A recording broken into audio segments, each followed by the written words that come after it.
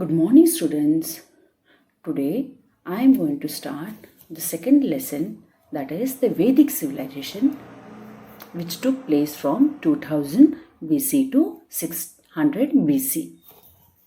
In this lesson, we are going to study about the term Vedic and the lifestyle of the Vedic period, which took place in this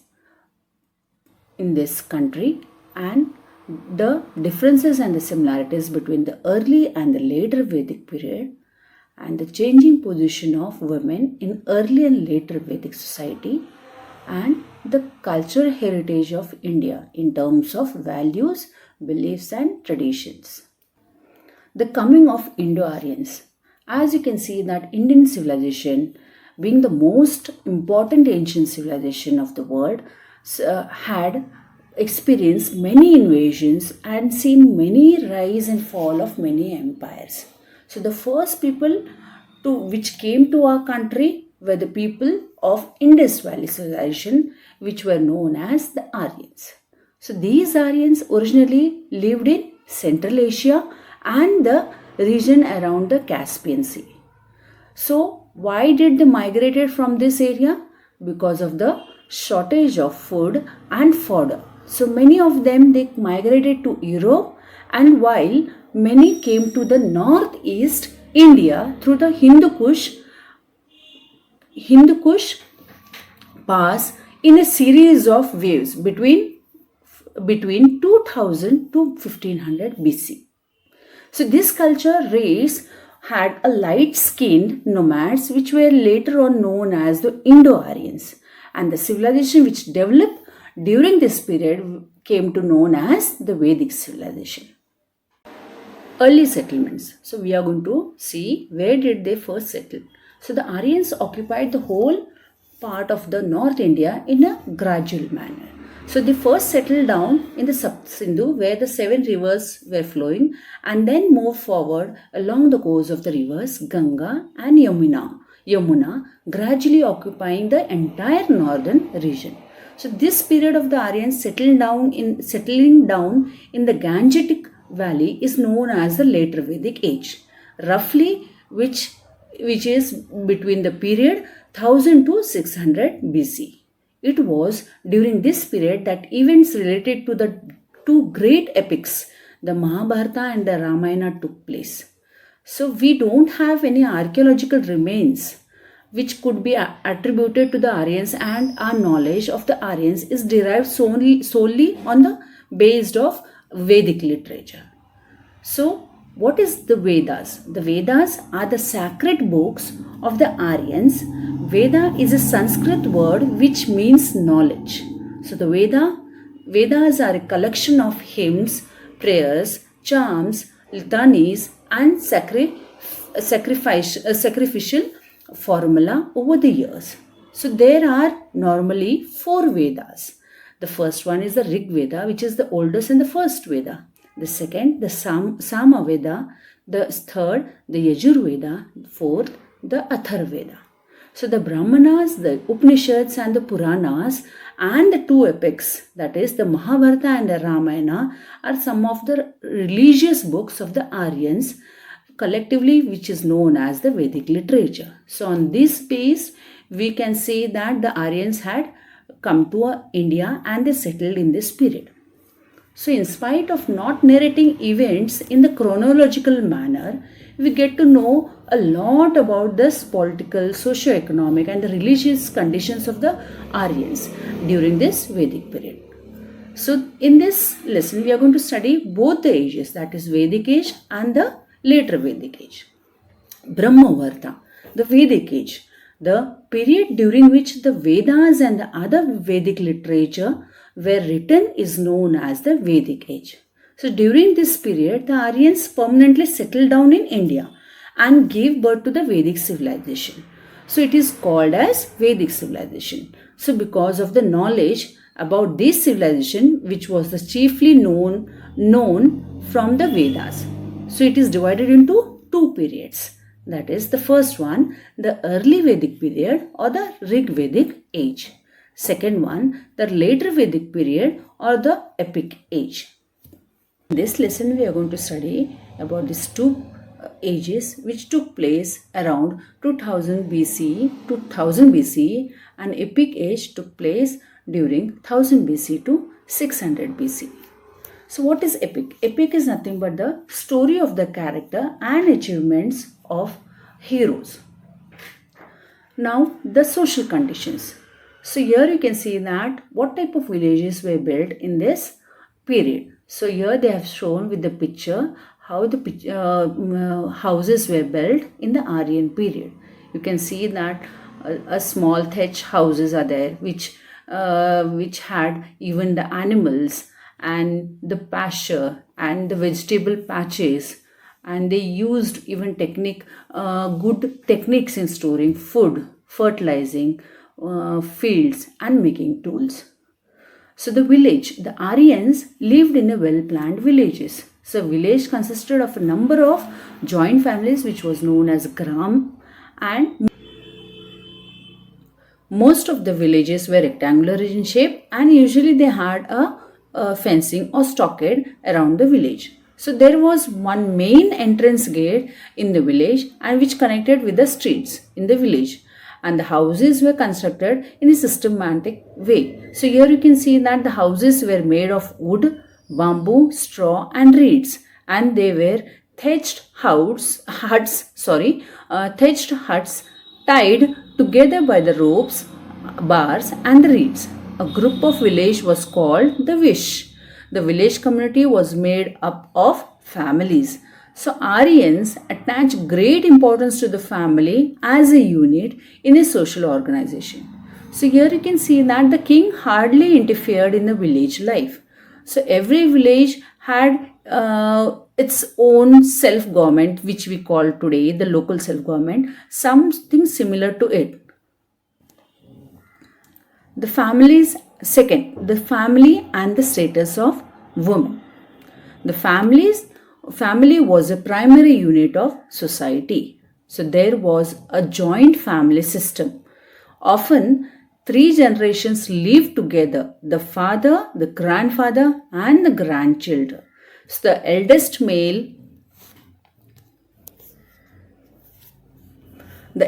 male was the head of the family and was called as Grihapati. So he had full authority over all the members of the joint family. So it was also his duty to look after the family members. So here you can see that this means what? The patriarchal system of family, where head of the family is a male person. So here you can see that his final authority or his decision was the final to all the members. In this period, we can see that women held an important position. So no religious ceremony could take place without the wife join the husband. So there was no parda system, and the woman did not have to cover her face. So women of noble families were given education and training in fine arts. So women even composed Rig Vedic hymns. Women could choose their own husband in a ceremony which was known as Swayamvara by garlanding the chosen groom. Here you can see in the picture one Swayamvara ceremony is taking place where a girl is choosing the husband and she is garlanding the husband. Division of society. The Aryan society was divided into 4 classes: the Brahmins, the Kshatriyas, the Vaishyas, and the Shudras. The Brahmins learned the Vedas and performed ceremonies and taught the people. They gave the education. So the Kshatriyas were the ruling and the warrior class, and their function was to govern and defend their land. The Vaishyas followed the occupation of agriculture, cattle rearing, and trade. The Shudras were the class who made their living by manual and other unskilled jobs to serve other 3 classes. Here you can see in the picture a Brahmin is shown, a Kshatriya a Vaishya, a Shudra. So these were the four classes which were divided in the society. Fourth one, the food and the food habits. The Aryans ate simple and nourishing food. For example, wheat, maize, and barley were their staple food. They had milk and the milk products such as butter, ghee, curd, and cheese.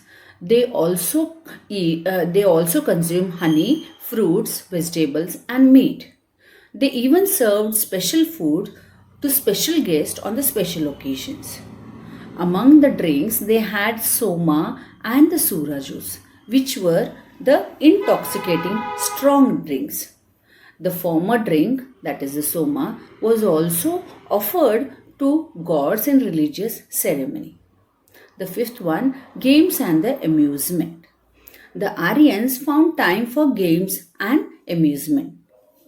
So, hunting, horse racing, chariot racing, wrestling, dancing, music, and the dice gambling were their favorite recreational activities or the games for their enjoyment. Economic life. The first, agriculture. The Aryans were primarily agriculturists. So their main occupation was agriculture and they cultivated the land.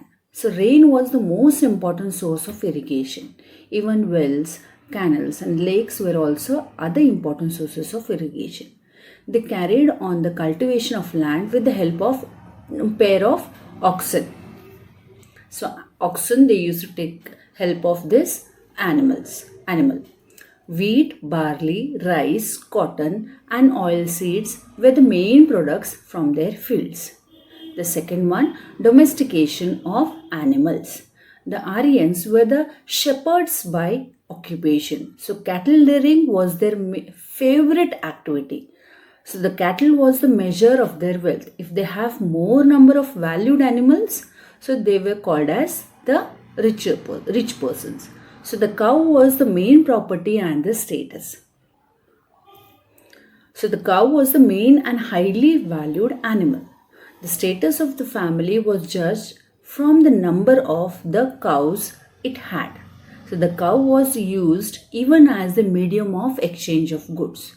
The cow was called the Agneya. Injuring or killing of cows was prohibited. Besides this, cows, the other animals were also reared and domesticated like bulls, oxen, horses, asses, sheep, goats and dogs. The third one, trade and commerce. Some Aryans engaged themselves in trade and commerce. So trade was done mainly through the barter system, that is exchange of goods. And what was exchange here? The value of a thing was measured in terms of cows. So thus the cow was a standard value.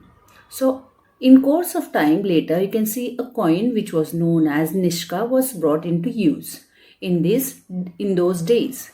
So trade was carried mainly on the land. So they were unaware about the sea trade in that period.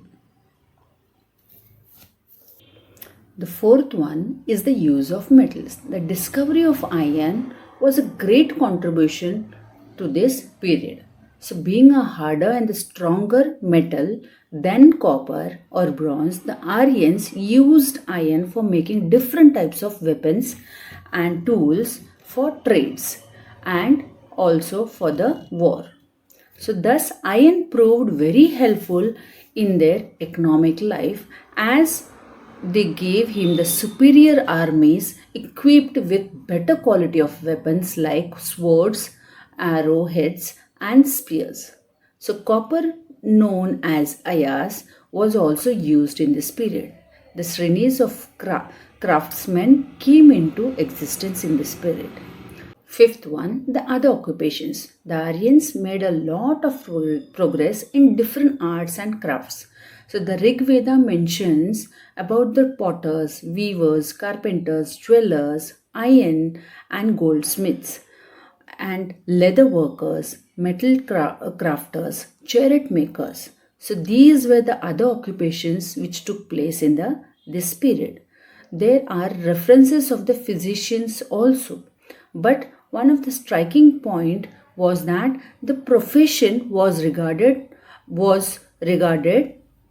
no profession was regarded as below dignity. So here they gave the importance to all the occupations, and people were free to choose their occupations and professions, and also they can change the profession. The important one is the Gurukuls. The Aryans paid more attention to the education of the sons of the family. So the students would live in the house of the teacher or guru. So they would perform all the household duties and regarded the guru as their spiritual father. So the house of the guru, known as the Gurukul, was generally situated out of the village or town. So the guru gave them the education orally and no fee was charged to them.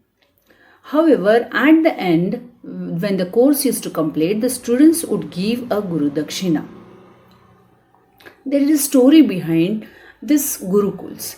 They say that in that period, a tradition was followed, like Guru Sishya tradition. So one story is there in the epics, that is the Ramayana and Mahabharata. Both describe the student's relationship with their teacher as one of the supreme devotion and respect. So we cannot forget one of the story, which is the story of Eklavya. The boy was not a Kshatriya and he wanted to take the education from this guru, that is Dronacharya. So to learn, he was determined to learn the art of archery. So he seeks inspiration from a clay model. So he made a clay model of Dronacharya, and he secretly watches the great Acharya teach the prince and becomes a skilled in art and archery. So when Dronacharya discovers that Eklavya is even more skilled than the Arjun, so he demands from him as a Guru Dakshina, which was predominant in that period. Guru Dakshina after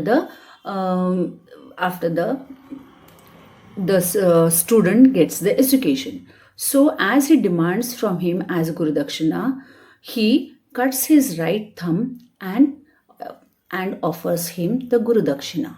So this is the story behind this Guru Shishya tradition. So here you can see in the picture they have given one moments. So hesitation, that Eklavya draws out a knife and cuts off his right thumb and offers it to his guru as Guru Dakshina. So students, hope you understood this video of this lesson, that is the Vedic civilization. So children, go to this video to understand the lesson. So in the next video, I will be teaching you the remaining part of this lesson.